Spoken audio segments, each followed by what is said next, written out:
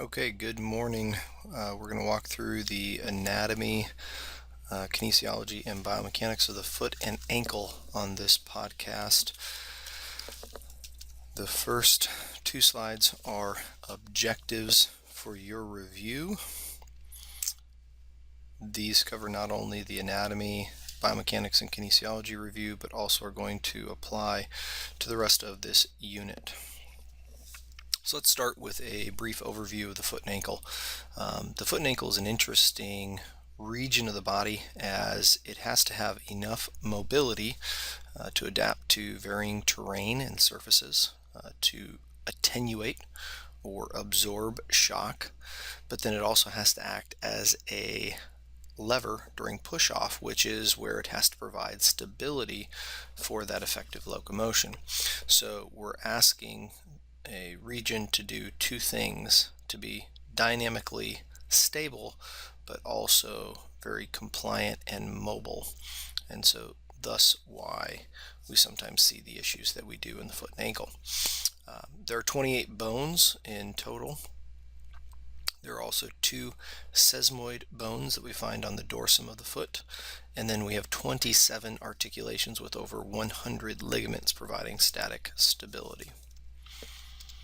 If we divide the foot and ankle into its three regions, we have the hind foot, the midfoot, and the forefoot. The hind foot is made up of the talus and the calcaneus, and the main function here is to really influence the function of the mid and forefoot. So because of the articulation that we find with the midfoot, its role is going to be somewhat dictated by the hindfoot, and the hindfoot is really where we find the talar crural joint. Talar crural is the true ankle joint, so the articulation between the distal tib-fib joint and the dome of the talus.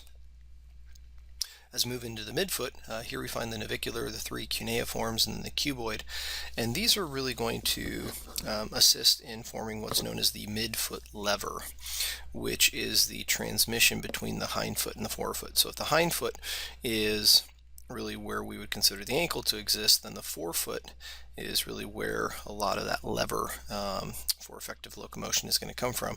So therefore the midfoot has to be able to transmit the forces between the two, and so part of how it does that is through the transverse arch.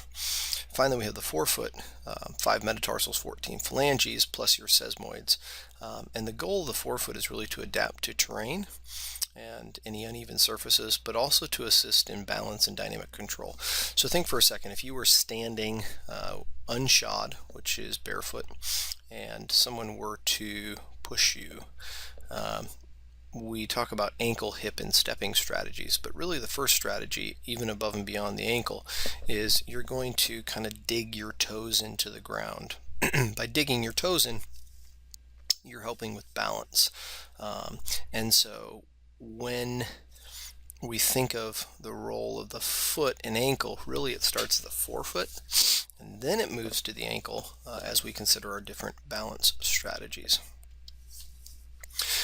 This is a netter drawing to kind of show where those divisions are. You can appreciate where the talus and the calcaneus is in terms of the hindfoot. Midfoot then would be where we find the navicular, our three cuneiforms, and then our cuboid. And then from the cuboid distally, that's where we find the base of the fifth met, moving into the rest of the metatarsals, and then finally the phalanges themselves. So you can start to appreciate where those different roles kind of come into play. The talar crural joint itself, the subtalar joint, is a hinge joint.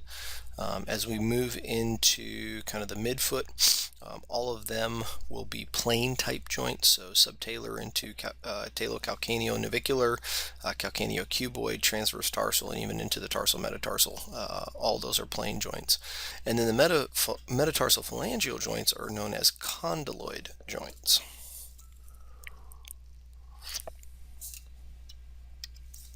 So we've already talked a little bit about the role of the ankle and foot in terms of dispersing and attenuating loads.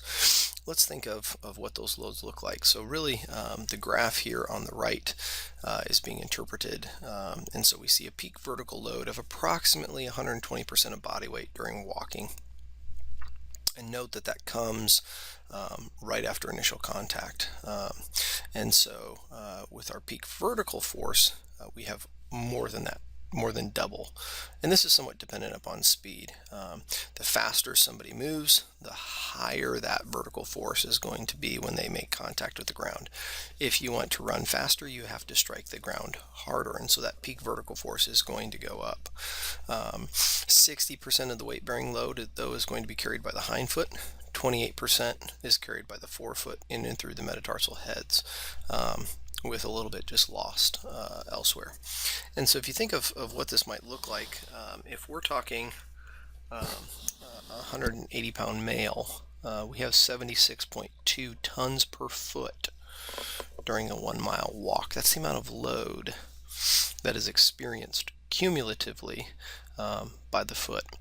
If that individual goes on a 1-mile run, it's 121.5 tons of cumulative load that is being absorbed and attenuated through the foot and then into the rest of the kinematic chain.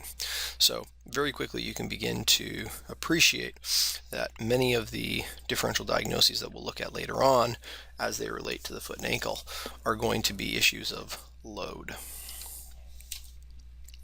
All right, so let's start with a joint-by-joint review. First, we're going to look at the distal tibiofibular joint, and this is a joint that's very tightly bound with the tibia to the fibula, and this is through not only the interosseous membrane and syndesmosis, but then also the posterior tibiofibular ligament and talofibular ligaments and deltoid ligaments, calcaneofibular ligaments. All of this help to support this. It really is going to act as a syndesmosis. The distal 1 millimeter is covered with hyaline cartilage, but it's not built for lots of movement. It's really designed to be a very, very stable joint. The tibia will be concave, the fibula is more convex, and so this allows for some of the sliding and rotational movement between the two bones. The open pack position would be plantar flexion, closed pack position is going to be maximum dorsiflexion. As we move to the talar-crural joint, this is what most individuals will associate with the ankle, and so oftentimes it's called the true ankle, but it can also be called the mortise, and you can see a graphical depiction of why that might be the case. With the talar-crural joint, we have not only the tibio-talar articulation, but then also the talofibular articulation, so there's two sides to this. The motions are plantar flexion and dorsiflexion. Closed pack position is going to be maximum dorsiflexion, while the open pack position is going to be about 10 degrees of plantar flexion midway between inversion and eversion. If you think about it, this is often the location of the foot and ankle when an inversion ankle sprain begins, and then it continues to cascade further. The capsular pattern is that limitations exist in both plantar flexion and dorsiflexion equally, and so keep that in mind. Don Newman illustrates this with some of the different joint axes and showing the degree of dorsiflexion and plantar flexion. With plantar flexion, there's a degree of supination. With dorsiflexion, there's a degree of pronation that exists as well, due to both the vertical axis as well as the medial longitudinal axis existing. Here you can appreciate some of our various biomechanics. This will be important as we start to move into more of the manual therapy approach for the joint. So the talar dome is our convex surface. The distal tib fib is the concave surface, and so it's going to match with our normal convex concave rules. As you go into dorsiflexion, there's going to be a posterior slide, anterior roll. As you move into plantar flexion, the roll is posterior and the slide is anterior. So here the osteokinematic will match the roll, the slide is going to be opposite. And so if you are looking to increase the arthrokinematic motion, you need to be mindful of these motions. Again, that's going to be open chain. As you move into closed kinetic chain, which is what you see with the second figure here, with this, now it is no longer the convex moving on the concave, but the concave moving on the convex. So it's going to be very, very similar as to what we saw at the knee. Several ligaments that we need to consider that have a significant role in providing static stability to the foot and ankle are listed here. The first is the medial deltoid collateral ligament, of which we have four parts. The first part is the tibio-navicular ligament. Number 4 is listed such that you can see it. This is really going to be limiting eversion of the rear foot. Tibiocalcaneal ligament, listed here as number 3 in green, limits eversion of the rear foot as well. And then, as you move into the posterior tibiotalar and anterior tibiotalar, while they still limit eversion of the rear foot, they now also limit dorsiflexion of the talus and plantar flexion of the talus, depending upon their orientation. The posterior tibiotalar ligament is far more posterior, and therefore it has a bigger role in dorsiflexion. The anterior tibiotalar ligament is far more anterior, and therefore is going to have a role with regards to plantar flexion. They're named for where they attach as well. So you'll note that for the tibiocalcaneal ligament, it goes from the distal tibia to the sustentaculum tali of the calcaneus. As far as our lateral collateral ligaments, these are the ligaments that are often sprained with a inversion ankle sprain. And so components of the lateral ankle include the ATFL, anterior talofibular ligament, which limits rear foot inversion, just the opposite of what we saw, as well as plantar flexion. The calcaneofibular ligament, which limits inversion, but now dorsiflexion, again due to the orientation of the ligament. And then the posterior talofibular ligament, PTFL, which limits posterior displacement of the talus and then dorsiflexion. This will be the last of the ligaments to be involved in a West Point grade 3 ankle sprain. Subtalar joint is a joint cavity that is continuous with the talonavicular joint, and it is a area of great debate and concern within biomechanics, but also within physical therapy. The talocalcaneal joint has an anterior portion of the joint that's formed by the anterior medial facet, so the calcaneus, and that then articulates with the posterior joint, which is consistent of a convex shaped facet on the calcaneus, which corresponds to the concave facet on the talus. So it's a convex concave joint, kind of, but the relationship is really thought to set up what's known as a screw-like movement, much like we see at the knee, but now it occurs during subtalar joint motion. So when the subtalar joint kind of locks into place, it's thought to provide a more rigid support surface transmitting forces from the hindfoot to the forefoot, and in doing so it allows that anterior and posterior aspects to move in opposite direction during functional movements. The open pack position would be somewhere between supination and pronation, and then the closed pack position is going to be in supination, which is going to happen through the transition of initial contact into loading response, and then as you begin to pronate and move into supination, excuse me, I said that backwards, back up. At initial contact, you're going to be in supination. As you begin to move into loading response, you're going to go into pronation, and then as you go into push off, you'll go back to supination, and that's where that rigid lever of the subtalar joint transmitting forces between the two joints of the hindfoot and forefoot comes into play. Here again, Don Newman shows some nice axes. We have the anterior to posterior axes, as well as the medial longitudinal axis, and then also the vertical axis. And so you can start to appreciate where inversion and eversion are occurring around the subtalar joint, as well as dorsiflexion and plantar flexion. Again, keep in mind with dorsiflexion there will be a degree of pronation, and with plantar flexion a degree of supination, but then you can also have inversion and abduction, eversion and abduction. So helpful graphic here. As we move into that subtalar joint, then we can see some of the subtalar ligaments. Most notably is the medial talocalcaneal ligament, which goes from the talus and then to the calcaneus itself. It's going to connect the medial tubercle of the talus with the back of the sustentaculum tali of the calcaneus. and it's going to limit anterior translation of the talus as well as eversion of the calcaneus.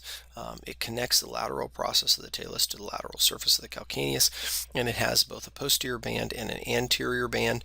Collectively, this ligament stabilizes the subtalar joint.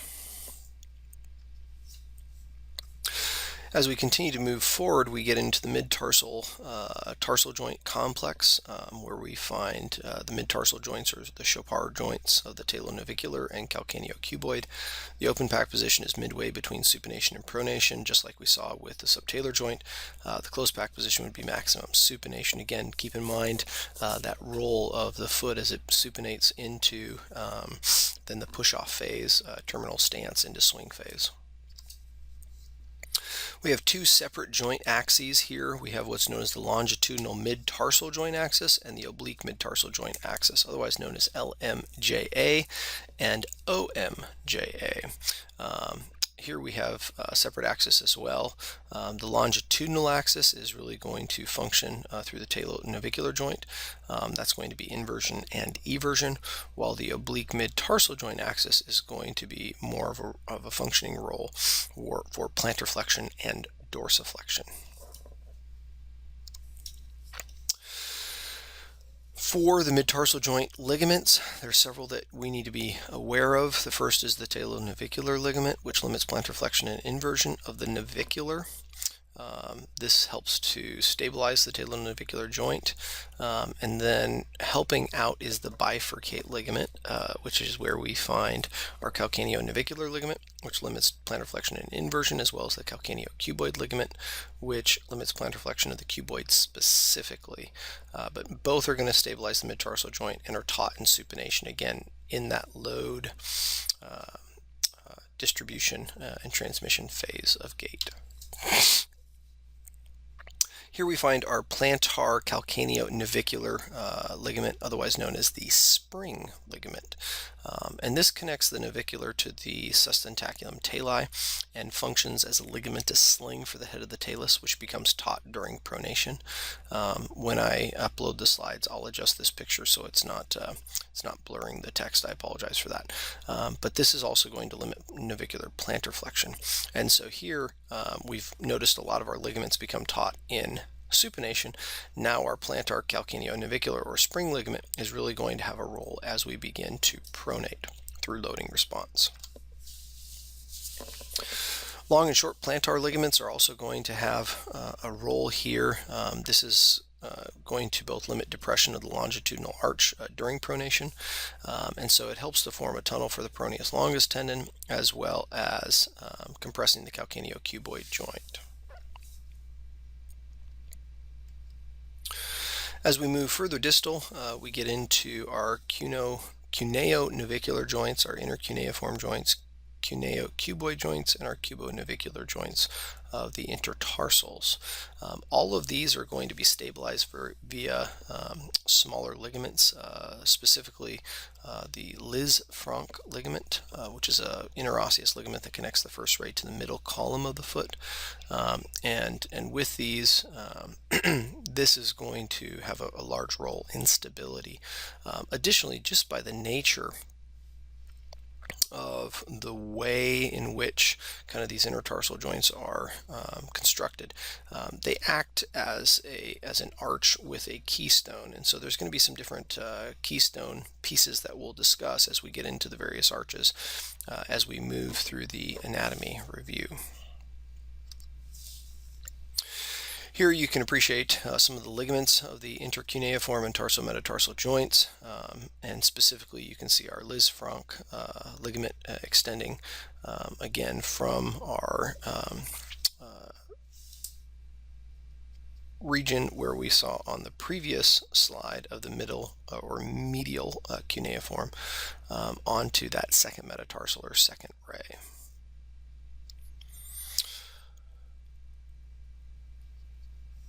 Finally, we get into the forefoot joints. Here we're going to find our metatarsal bones still articulating with the mid foot, but then as they also move distally into the phalanges, the first ray is going to be comprised of not only the first metatarsal, but then also its articulation with the medial cuneiform, which is where we see the origin of the Lisfranc ligament, and then also the navicular. There will be motion that occurs in two planes through the first MTP. You have dorsiflexion and inversion, as well as plantarflexion and eversion. And with this, in normal gait, that first MTP ligament complex must withstand approximately 40 to 60% of body weight. It may increase to as high as 8 times body weight as the speed of the activity and the dynamic propulsiveness increases. If we go all the way lateral, we find our fifth ray, which is composed of the cuboid and the fifth metatarsal. This is a region that is prone to not only injury, but also to stress fractures. And so this is an area that we will talk more about in terms of our assessment. Motion does occur in two planes simultaneous, and it is just the opposite of what we saw at the first ray. So instead of dorsiflexion and inversion, now we see dorsiflexion and eversion, plantarflexion and inversion occurring. Here's an interesting tidbit in terms of how those phalanges and those rays look. There was a study that looked at this within the Australian population and found that a rounded foot structure is the least likely. A square or a Morton structure are the most common. Morton being the second toe is the longest toe, and so it's a little bit more of a right angle shape, or more of a pointed shape. Plantar fascia is a very fibrous, dense area of tissue where we find a vast number of collagen and elastic fibers. The load to failure is estimated to be somewhere in the range of 1,000 newtons. However, that's likely actually to be slightly higher based on some of the studies that we've looked at in terms of mathematical computation. The long and short of it is it's an incredibly strong area of the body and is very, very helpful through what are known as the windlass mechanism and the truss system. We have three major areas. One is the central portion and then the lateral and medial portions. The windlass mechanism we'll explore on the next slide, as well as looking at the stability of the truss system, which really helps to limit the ability of the struts to then spread out. So if we look at this, here we're looking at the plantar aspect of the foot. We can see some of the various muscles and other structures. But first we'll look at the truss and windlass mechanism. As an individual is standing, the two trusses are going to begin to decrease just a little bit. As the first ray is dorsiflexed or extended, it pulls on the plantar fascia, which is where we find the windlass mechanism. But in doing so, it also is going to raise the arch height through the two struts or trusses. And in doing so, it increases the foot's stability, making it a far more rigid structure, which is capable then of transmitting forces and helping with propulsion. So if you're dealing with a runner or dealing with someone just in terms of walking efficiency, they will find much more speed and efficiency of their gait cycle if they're able to load through the great toe, because they take advantage then of this truss and windlass mechanism. A couple other structures that we need to discuss as it relates to the foot and ankle as well. First being the retinaculum. The superior extensor retinaculum is a thickening of the deep fascia, and it's going to span between the distal fibula and tibia, more on the anterior side, and really serves to cover and hold down the tendons as they begin to make their way into the forefoot. This will prevent bowstringing from occurring, just like we saw up in the wrist and hand. The arches are very important to the foot. We have several of them that we're going to spend a little bit of time discussing, specifically the transverse tarsal arch, as well as the transverse metatarsal arch, and then the longitudinal arch as well. This gives you a little better view of the longitudinal arch, both lateral and medial, as well as the transverse arch of the tarsals that we discussed. So let's start first by looking at the medial longitudinal arch. Medial longitudinal arch is going to be, as we said, on the medial aspect of the foot. There's a graphic here on the right that shows the medial longitudinal and lateral longitudinal, as well as the transverse arch. But For this slide, we'll just look at the medial longitudinal. The talus is going to act as the keystone to this arch, and with this, the bones that we see here are the calcaneus, talus, navicular, all three of the cuneiforms, as well as our first through third metatarsals. It's going to be comprised of the talocalcaneonavicular and subtalar joints. And the big things that we look at here are our muscle, tendon, and ligament complexes. Most notably, through that medial longitudinal arch, we find our long plantar ligaments and short plantar ligaments, as well as the spring ligament. And this makes a lot of sense, right? The medial longitudinal arch will be the arch that is flattened out during pronation.